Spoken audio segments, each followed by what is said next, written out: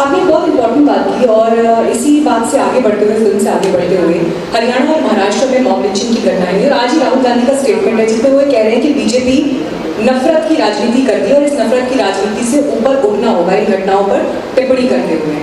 How do respond? क्या BJP क्या नफरत की राजनीति करती है?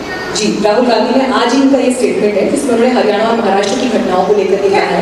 आज उनका हरियाणा में बैठे हैं तो देखिए उनका एक अपना विजन होगा, वो ऑपोजिशन लीडर है, कुछ ना कुछ तो बोलेंगे, लेकिन जो देश जो है आज जिनकी जो नेशन फर्स्ट जिनका नारा है, देश की अखंडता जिनका नारा है, राष्ट्रवाद जिनका नारा है, सबका साथ सबका विकास जिनका नारा है, कैसे ये कहाँ नफरत, मुझे तो समझ ही नहीं आ रहा कहाँ नफरत।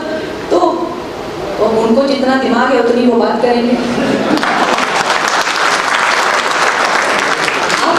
जब गांधी परिवार पर हमले बोलती हैं तो बड़े तीखे ये हमले होते हैं गांधी परिवार को लेकर। अगर आज मैं आपसे एक अलग सवाल पूछूं, क्या उनकी सरकार जब रही है, कांग्रेस पार्टी की यूपीए की सरकार जब रही है, कोई एक डिसीजन आपको लगता है कि जो उन्होंने अच्छा लिया या देश के लिए? उस समय तो पॉलिटिक्स में आप देखिए, आप पता क्या आप सोचते हैं कि क्या 50 फैसलों में से कोई एक फैसला जिसको आप एंडोर्स करती हैं, यकीन करती हैं जिसको?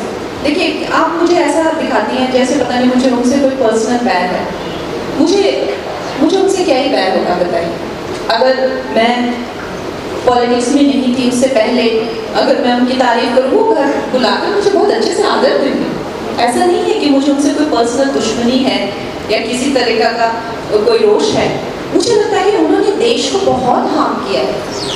उस फैमिली ने जो है देश को बहुत ज़्यादा, और देश को लेके मुझे उनसे बहुत ज़्यादा रोष है उस चीज़ का। और आज भी जिस तरह से वो फैमिली चल रही है, जिस तरह से वो बातें करते हैं, चाहे राहुल कहें अमेरिका को आके यहाँ पे इंटरफेयर करना चाहिए, चाहे राहुल जो है स्टॉक मार्केट के बारे में कहें, चाहे जो वो है जाति में लोगों को डिवाइड, चाहे वो कुछ भी करें, मेरा खून खौलता है उनकी बातें सुनकर। किस लिए? अपने लिए नहीं, अपने लिए तो उन्होंने मुझे सुप्रीम कोर्ट से नोटिस मुझे भिजवाते हैं, वो हर हफ्ते भिजवाते हैं राहुल गांधी के लोग। अपने लिए नहीं, मुझे लगता है उन्होंने देश का जितना नुकसान देश को इस फैमिली ने पहुंचाया है, उतना आज क्या वही देखिए बिगनिंग से एंड तक। और वो हमें हक है कि ये देश इन लोगों के चुंगल से निकल जाए, ये हमारा हक है, हम इनके चुंगल से निकले और निकल चुके हैं।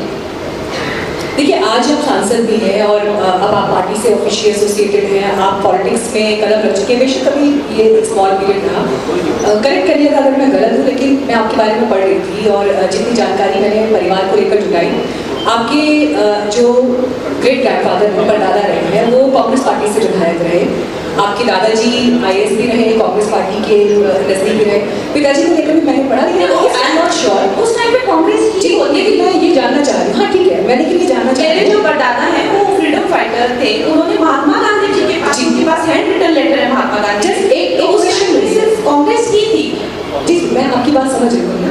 मैं ये पूछना चाह रही हूँ आपसे कि परिवार का एक एसोसिएशन जो परंपरागत रूप से कांग्रेस पार्टी से बहुत पहले के वर्षों में रहा, आपके लिए वो ट्रिगर पॉइंट कब आया या एक टर्निंग पॉइंट कब आया जब आपको लगा कि नहीं, ये पार्टी ठीक नहीं है और मेरी विचारधारा या मेरे थॉट्स बीजेपी से ज़्यादा रेजोनेट कर रहे हैं? वो मोमेंट कब आया आपके लिए? मोदी जब आए तो वो मोमेंट हमारे लिए हम लोगों ने बहुत शोषण सहा है। हम लोगों ने हर जगह, जब हम चाहे मुंबई गए हो, चाहे शहरों में गए हो, अंग्रेजी नहीं आती है, ये छोटे शहरों से हैं, इनको इंडस्ट्री से निकालो, ये छोटे लोग हैं, ये हम लोग वंशवादी हैं, हम लोग गोरी चमड़ियों वाले हैं, हमारे चाचा चाची जो हैं वो लंदन अमेरिका से हैं, हम लोग बड़ी मिक्स ब्रीड हैं, हम लोग ये हैं, हम लोग वो हैं। हम परेशान थे इस देश में, जो भारत और भारतीयता का जो दुर्दशा थी इस देश में। यहाँ तक मुझे याद है एक बार एक मेकअप आर्टिस्ट और एक हीरो तैयार हो रहा था, तो उसने कुछ उसको टैग किया, कहता यार दादा तू क्या बड़ा इंडियन काम करता है। तो मुझे ऐसा अपमानित महसूस हुआ और वो बात हमेशा मेरे साथ रही। बड़ा इंडियन, बड़ा देसी, अरे ये तो इंडियन मेक है, अरे ये तो भारतीय पुलिस है, अरे ये। और हमारी जो फिल्में भी होती थी, यूपी जो है रेप मर्डर का, जहाँ जाएंगे पुलिस के पास लेडी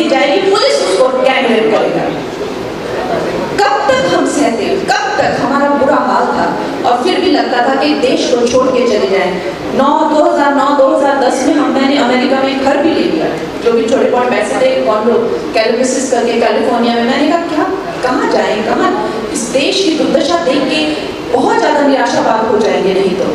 और फिर उदय होता है एक ऐसी चेतना शक्ति का जिसने जन जन में जो है भारतीय होने का एहसास दिलाया। अपने धर्म के प्रति, अपने देश के प्रति, अपनी मिट्टी के प्रति जो है वफादारी है मिट्टी के प्रति। इसमें क्या शर्मिंदगी है? तो उस टाइम पे आप बता नहीं सकते थे अरे ये बड़े देशभक्त टाइप है, वो भी एक टाइप थी, हिंदीवादी टाइप है, वो भी एक टाइप थी, टेम्पल टाइप है, वो भी एक टाइप थी। और अगर आप इन टाइपों में दिखेंगे तो आप पकड़े जाएंगे। हम परेशान थे और फिर ऐसी चेतना शक्ति का उदय हुआ। और मैं नहीं कहूंगी कि वो मोदी जी तो कब से भटक ही रहे थे, कभी हिमालयों में कभी कहीं, तो उनको कौन पूछता था। ये जो चेतना शक्ति है समस्त भारतवर्ष में आई और उन्होंने बोले हम भारत को चुनेंगे, हम भारतीयों को चुनेंगे। और तभी तो मैं कहती हूँ हमें स्वतंत्रता मिली, हमें मानसिक स्वतंत्रता मिली और हमें संवैधानिक स्वतंत्रता मिली जब हमने अपने लोगों को चुना इस देश में।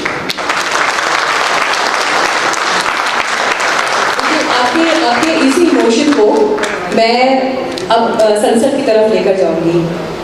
हिमाचल से मेरे ख्याल से अगर मैं गलत नहीं हूँ 15-16 साल की उम्र से आप घर से निकल गई थी और उसके बाद दिल्ली से मुंबई में एक successful film maker, 4 national awards के बाद जब आप दिल्ली पहुंची फिर से राजनीति में कदम रखते हुए, मुझे वो एक्सपीरियंस बताइए। आपका वो पहला दिन जब आपने संसद में कदम रखा, जिस दिन शपथ ली, वो मोमेंट, वो क्षण उस कंगना के लिए कैसा था जो 10 या 12 साल की उम्र में हिमाचल में रहा करती थी, मंडी में रहा करती थी? पता नहीं, मुझे एक्चुअली कभी ऐसा लगा नहीं, लेकिन उस टाइम पे मुझे ऐसे लगा कि मैं ये डिजर्व नहीं करती।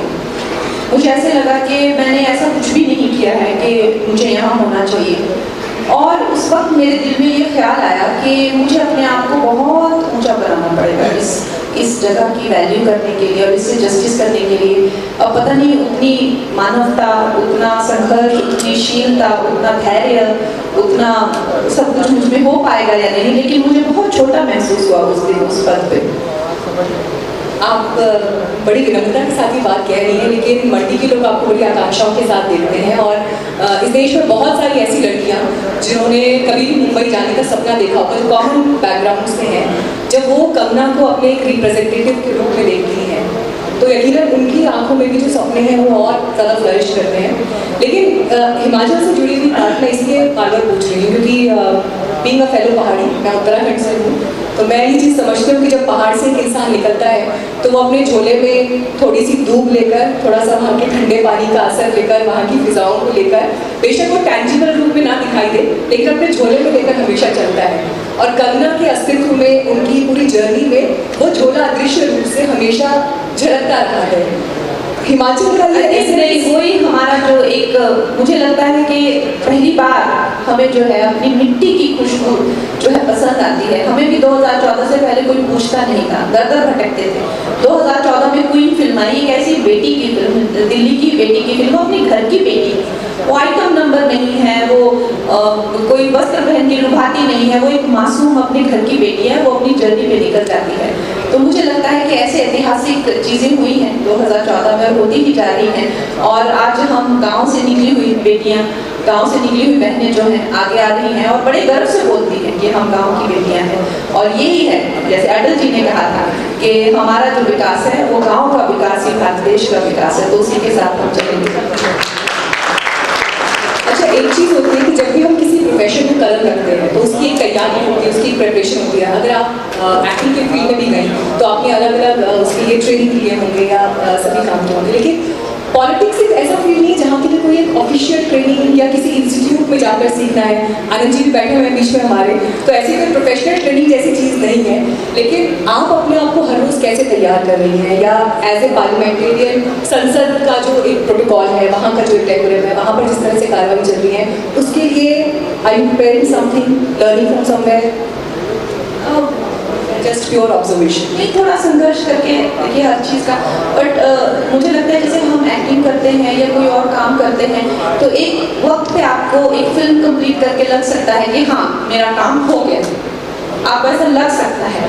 लेकिन ये राजनीति का काम ऐसा है, ये कभी भी पूरा नहीं होता है। You are